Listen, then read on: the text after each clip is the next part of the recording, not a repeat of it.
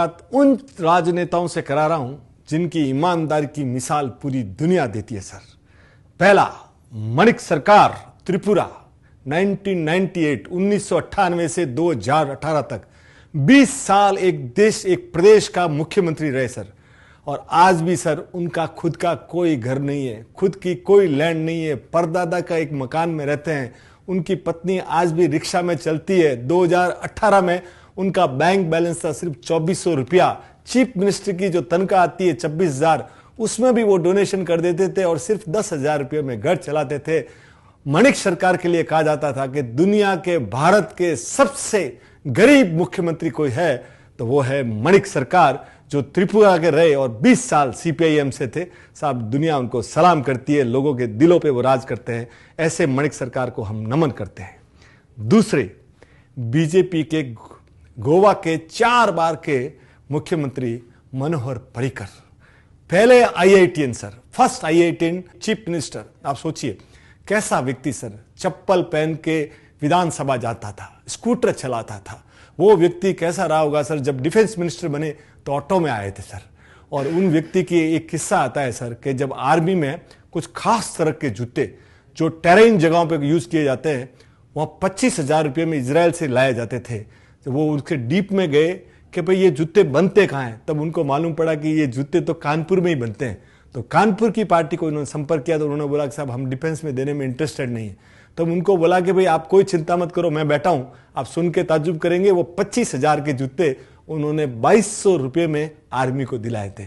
और पूरा जीवन है ना सर, मनोहर पर्रिकर का ऐसा था सर कि एक बार तो 5 स्टार में वो खुद मीटिंग के लिए जा रहे हैं, दरबार ने अंदर जाने से मना कर दिया कि ये चप्पल पहना हुआ व्यक्ति कौन है।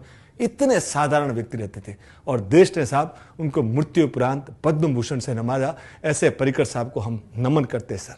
तीसरा, के कामराज, जो तमिलनाडु के कांग्रेस के रहे और उनके सुन के आप ताज्जुब करेंगे, वो देश का उनको पहला किंग मेकर कहा जाता था। वो चाहते तो नेहरू जी के बाद प्रधानमंत्री बन सकते थे, पर साहब उन्होंने देश को 2 प्राइम मिनिस्टर दिए, पहला लाल बहादुर शास्त्री और दूसरा इंदिरा जी।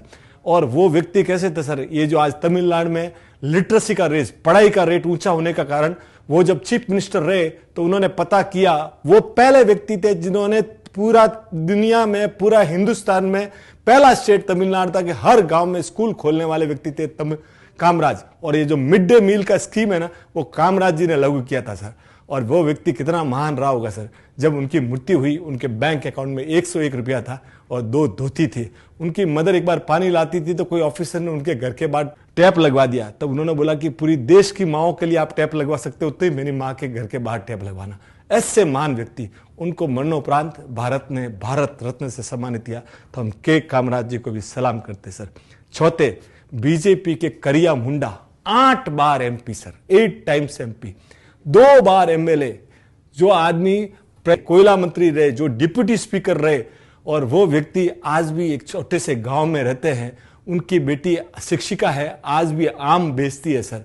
और 73 साल के थे ना, तब तक तो वो होल जोते थे साहब। ऐसे तो हमारे हिंदुस्तान में आज भी है ना सर, कई राजनेता ऐसे हैं सर जो बहुत ही ईमानदार है।